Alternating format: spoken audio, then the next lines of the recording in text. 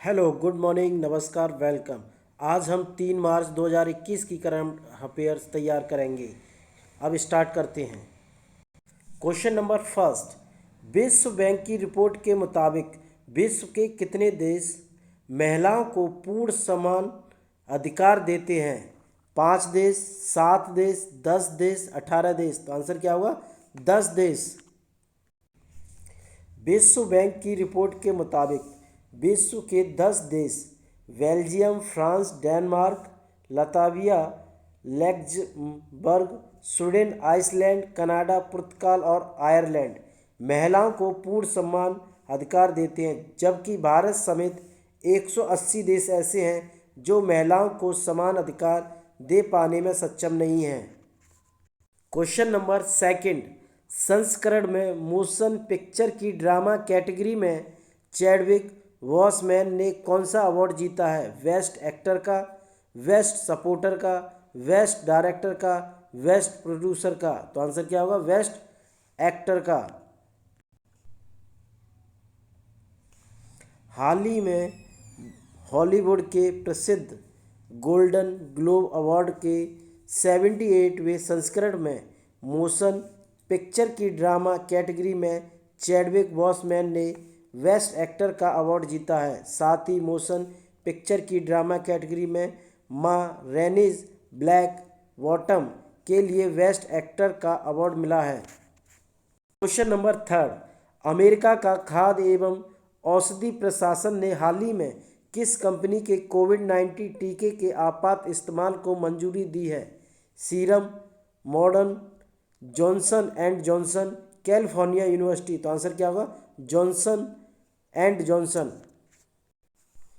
America में खाद्य एवं औषधि प्रशासन ने हाल ही में जॉनसन एंड जॉनसन कंपनी के कोविड-19 टीके का आपात इस्तेमाल को मंजूरी दी है। जॉनसन एंड जॉनसन वैक्सीन की केवल एक खुराक ही असरदार है। एफडीए के वैज्ञानिकों के मुताबिक कोविड-19 के गंभीर स्तर के संक्रमण को रोकने के लिए यह टीका लगभग 66% प्रभावशाली है। Question number 4। भारत के किस राज्य में हाल ही में दुनिया की पहली कम्युनिस्ट सरकार चुनी गई है? गुजरात, महाराष्ट्र, पंजाब, केरल। तो आंसर क्या होगा? केरल में।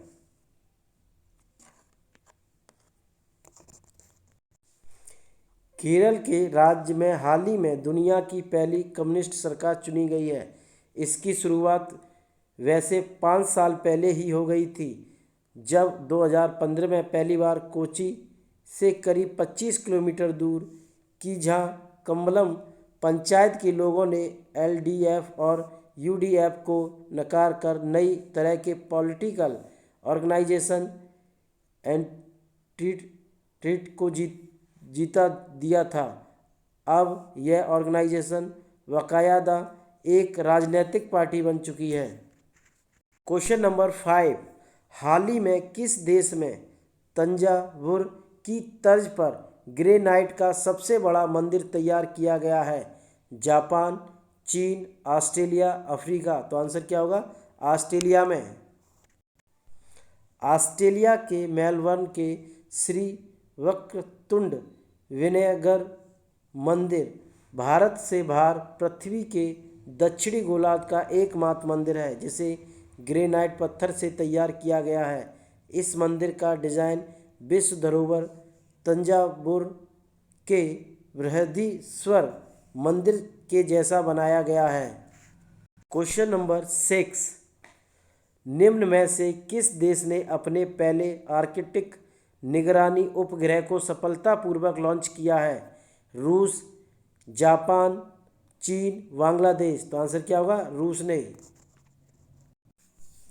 रूसी अंतरिक्ष एजेंसी रोस्कोसमोस ने अपने पहले आर्कटिक निगरानी उपग्रह को सफलतापूर्वक लॉन्च किया है, जो आर्कटिक की जलवायु और पर्यावरण की निगरानी करेगा। यह उपग्रह मौसम संबंधी समस्याओं के साथ साथ जल विज्ञान समस्याओं को हल करने के लिए आवश्यक जानकारी एकत्रित करेगा। यह उपग्रह आर्कटिक क्षेत्र की जलवायु पर्यावरण की निगरानी भी करेगा। यह रूस के उत्तरी क्षेत्र में भी 2400 घंटे सतत निगरानी प्रदान करेगा। क्वेश्चन नंबर 7, वरिष्ठ राजनीतिक मनप्रीत बोहरा को किस देश में भारत का अगला उच्च आयुक्त नियुक्त किया गया है? नेपाल, ऑस्ट्रेलिया, चीन, रूस। तो आंसर क्या होगा? ऑस्ट्रेलिया का।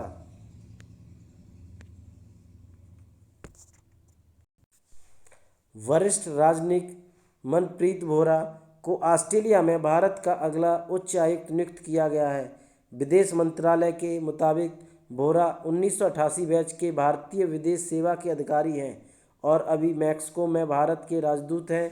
बोहरा की नियुक्ति ऐसे समय में हुई है जब भारत ऑस्ट्रेलिया के संबंध तेजी से आगे बढ़ रहे हैं और ख़ास तौर पर हिंद प्रशांत क्षेत्र में सहयोग मजबूत हो रहे हैं। क्वेश्चन नंबर 8, हाल ही में किस राज्य के मुख्यमंत्री ने प्रशांत किशोर को अपना प्रधान सलाहकार नियुक्त किया है? बिहार, कर्नाटक, असम, पंजाब। तो आंसर क्या होगा? पंजाब। पंजाब के मुख्यमंत्री कैप्टन अमरिंदर सिंह ने प्रशांत किशोर को अपना प्रधान सलाहकार नियुक्त किया है। बता दें कि पंजाब में अगले साल विधानसभा चुनाव होंगे। प्रशांत किशोर ने साल 2017 में पंजाब विधानसभा चुनाव के दौरान कांग्रेस के चुनाव अभियान की कमान संभाली थी। इससे पहले प्रशांत किशोर प्रधानमंत्री नरेंद्र मोदी, दिल्ली के मुख्यमंत्री अरविंद केजरीवाल, आंध्र प्रदेश के सीएम जगन मोहन रेड्डी के लिए काम कर चुके हैं। क्वेश्चन नंबर 9, हाल ही में भारत और किस देश ने दोनों देशों के बीच एक हॉटलाइन स्थापित करने को लेकर बनी सहमति की घोषणा की है? नेपाल, चीन, रूस, जापान। तो आंसर क्या होगा? चीन। हाल ही में भारत और चीन ने दोनों देशों के बीच एक हॉटलाइन स्थापित करने को लेकर बनी सहमति की घोषणा की है। दोनों देशों के बीच हॉटलाइन स्थापित करने का निर्णय भारत के विदेश मंत्री और चीन के विदेश मंत्री के बीच एक टेलीफोनिक वार्ता के दौरान लिया गया है। हॉटलाइन दोनों देशों के बीच समय का संचार और विचारों के आदान प्रदान में सहायक होगी। हाल ही में दोनों देशों के बीच सीमा से सैन्य वापसी को लेकर समझौता किया गया है, जो कि वास्तविक नियंत्रण रेखा LAC पर शांति को बढ़ावा देगा और अनंत दोनों देशों के संबंधों को सामान्य करेगा। क्वेश्चन नंबर 10, प्रेस सूचना ब्यूरो PIB के प्रधान महानिदेशक का पदभार निम्न में से किसने संभाल लिया है? अनिल त्यागी, राहुल सचदेवा, जयदीप भटनागर, कमल झा। तो आंसर क्या होगा? जयदीप भटनागर। भारतीय सूचना सेवा के वरिष्ठ अधिकारी जयदीप भटनागर ने प्रेस सूचना ब्यूरो PIB के प्रधान महानिदेशक का पदभार संभाल लिया है। जयदीप भटनागर ने पत्र सूचना कार्यालय के प्रधान महानिदेशक के पद से रिटायर हुए KS दत्तवालिया का स्थान लिया है। भटनागर 1986 बैच के भारतीय सूचना सेवा के अधिकारी हैं। वे इससे पहले दूरदर्शन में वाणिज्यिक और विपणन प्रभाग के प्रमुख के रूप में सेवा दे चुके हैं। क्वेश्चन नंबर 11, केंद्रीय प्रत्यक्ष कर बोर्ड के चेयरमैन प्रमोद चंद्र मोदी के कार्यकाल को कितने महीने तक बढ़ाया गया है? 7 महीने, 10 महीने, 8 महीने, 3 महीने। तो आंसर क्या होगा? 3 महीने तक। केंद्रीय प्रत्यक्ष कर बोर्ड के चेयरमैन प्रमोद चंद्र मोदी के कार्यकाल को 3 महीने तक बढ़ाया गया है। प्रमोद मोदी को फरवरी 2019 में केंद्रीय प्रत्यक्ष कर बोर्ड का चेयरमैन नियुक्त किया गया था। प्रमोद चंद्र मोदी भारतीय राजस्व सेवा IRS के 1982 बैच के अधिकारी हैं। केंद्रीय प्रत्यक्ष कर बोर्ड आयकर विभाग की नीति निर्माण के लिए नोडल एजेंसी है। आयकर विभाग केंद्रीय वित्त मंत्रालय के अधीन कार्य करता है। क्वेश्चन नंबर 12, किसने पश्चिमी नौसेना कमान प्रमुख के रूप में कार्यभार संभाला है? R Hari Kumar, SK Mathur, BR Saxena. इनमें से कोई नहीं। तो आंसर क्या होगा? R हरि कुमार ने।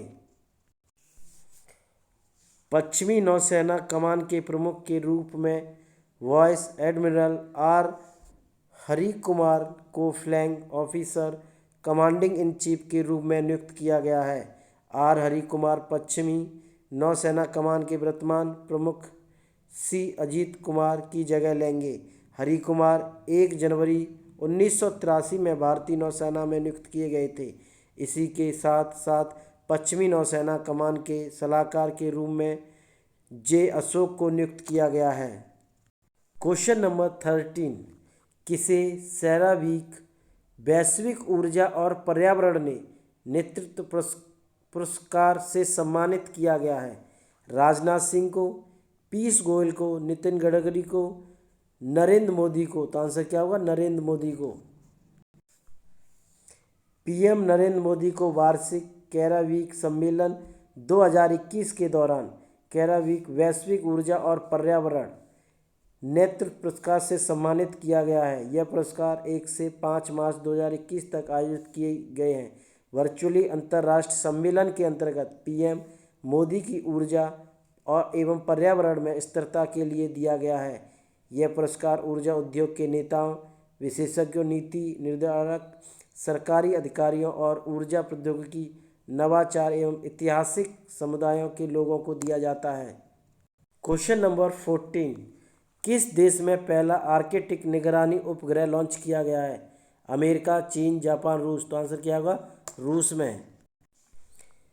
रोसकोसमोस रूसी अंतरिक्ष एजेंसी ने अपना पहला आर्कटिक निगरानी उपग्रह, जो कि जलवायु और पर्यावरण के निगरानी करेगा, को सफलतापूर्वक लॉन्च किया है। इस रॉकेट को कजाकिस्तान के बैकोनूर कॉस्मोड्रोम से उड़ाया गया है। इसके साथ साथ एजीसी ने सोयूज 2.1 भाग रॉकेट को भी लॉन्च किया है। रूस की राजधानी मॉस्को और प्रेसिडेंट व्लादिमीर पुतिन हैं। क्वेश्चन नंबर 15, किस कंप्यूटर कंपनी में पहला महासागर के प्लास्टिक अपशिष्ट से कंप्यूटर बनाया गया है? Lenovo, Dell, HP. इनमें से कोई नहीं। तो आंसर क्या होगा? एचपी। कंप्यूटर निर्माता कंपनी एचपी ने समुद्र के प्लास्टिक कचरे का उपयोग करके दुनिया का पहला उपभोक्ता किसी भी विकसित किया है। एचपी कंपनी ने महासागर से जुटाए गए प्लास्टिक से पवेलियन 13, पवेलियन 14 और पवेलियन 15 लैपटॉप का निर्माण किया है। लैपटॉप को पैक करने के लिए उपयोग किए जाने वाले बाहरी बक्स और फाइबर कुशन भी 100% पुनर्नवीनीकरण सामग्री से तैयार किया गया है। क्वेश्चन नंबर 16, दुर्लभ रोग दिवस 2021। दुर्लभ रोग दिवस प्रत्येक वर्ष फरवरी के अंतिम दिन मनाया जाता है। इसे पहली बार 2008 में यूरोडिस और उसकी राष्ट्र गठबंधन परिषद द्वारा शुरू किया गया था। दुर्लभ बीमारी दिवस का मुख्य उद्देश्य आम जनता और निर्णयकर्ताओं के बीच दुर्लभ बीमारियों और मरीजों के जीवन पर उनके प्रभाव के बारे में जागरूकता बढ़ाना है। दुर्लभ रोग दिवस के कार्यक्रम दुनिया भर के सैकड़ों रोगी संगठनों के द्वारा आयोजित करे जाते हैं, जो स्थानीय और राष्ट्रीय स्तर पर काम करते हैं। यूरोडिस की स्थापना 1997 में इसका मुख्यालय पेरिस, फ्रांस में हुआ था। क्वेश्चन नंबर 17, पाकिस्तान भारत से कपास के आयात को फिर से शुरू कर सकता है। 25 फरवरी 2021 को हस्ताक्षरित नियंत्रण रेखा LOC पर नए युद्ध विराम समझौते के बाद द्विपक्षीय व्यापार संबंधों की क्रमिक बहाली की संभावनाओं के रूप में पाकिस्तान भूमि मार्ग से भारत से कपास आयात की अनुमति दे सकता है। भारत में महाराष्ट्र कपास का सबसे बड़ा उत्पादक है। महाराष्ट्र के सबसे बड़े कपास उत्पादक क्षेत्र यवतमाल, विदर्भ, खानदेश, मराठवाड़ा, अकोला, वर्धा, अमरावती है। भारतीय कपास निगम CCI की स्थापना 31 जुलाई 1970 को वस्त्र मंत्रालय, भारत सरकार के प्रशासनिक नियंत्रण के तहत कंपनी अधिनियम 1956 के तहत सार्वजनिक क्षेत्र के उपक्रम के रूप में की गई थी। सभी कपास उत्पादक क्षेत्रों में कपास किसानों के आर्थिक हितों की रक्षा के लिए नवी मुंबई महाराष्ट्र में मुख्यालय के माध्यम से सीसीआई की उपस्थिति में भारत में है। सीसीआई की प्रमुख भूमिका मूल्य समर्थन संचालन करना, जबकि कपास का बाजार मूल्य न्यूनतम समर्थन एमएसपी से नीचे आता है। भारत दुनिया का सबसे बड़ा कपास उत्पादक देश है। क्वेश्चन नंबर 18, मणिपुर में बना दुनिया का सबसे लंबा पियर ब्रिज। भारतीय रेलवे ने दुनिया का सबसे लंबा पियर ब्रिज मणिपुर राज्य में शुरू किया है। इस ब्रिज को इम्फाल से 60 से 65 किलोमीटर की दूरी पर बहने वाली नदी ईजाई पर बनाया जा रहा है। भारतीय रेलवे ने नॉर्थ ईस्टर्न स्टेट को रेलवे कनेक्टिविटी से जोड़ने के उद्देश्य से इस ब्रिज को बनाने का कार्य शुरू किया है। यह ब्रिज मणिपुर राज्य के नौनी शहर के मिरेजिंग गांव में एजाई रिवर पर बनाया जा रहा है। इसके पिलर की कुल ऊंचाई 141 मीटर है।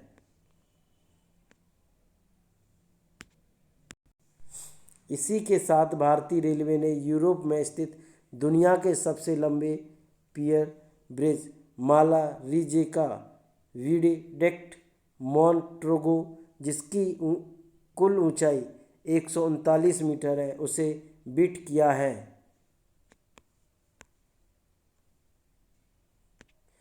पियर ब्रिज किसे कहते हैं? पियर ब्रिज उसे कहते हैं जिसका निचला हिस्सा पानी में स्थित होता है और इसके कॉलम की चौड़ाई काफ़ी मोटी होती है। यह rail bridge Jiribam Imphal new line project के अंतर्गत आता है। यह ब्रिज मुख्य रूप से जिरीबाम और इम्फाल के बीच रेलवे लाइन स्थापित करने के उद्देश्य से बनाया जा रहा है। जिरीबाम और इम्फाल के बीच बनाए जाने वाले इस ब्रिज की लंबाई मीटर में होगी। भारतीय रेलवे जिरीबाम और इम्फाल के जोड़ने के लिए 6 नए प्रांतों डोलाकाही, नागोलिम, टोग, थिगांव, खोगडोंग, नौनी और टुबल को भी आपस में जोड़ेगी। भारतीय रेलवे द्वारा इस ब्रिज को बनाने में कुल 280 करोड़ रुपए की लागत आएगी, जिसे भारतीय रेलवे ने मार्च 2022 तक पूरा करने का लक्ष्य रखा है।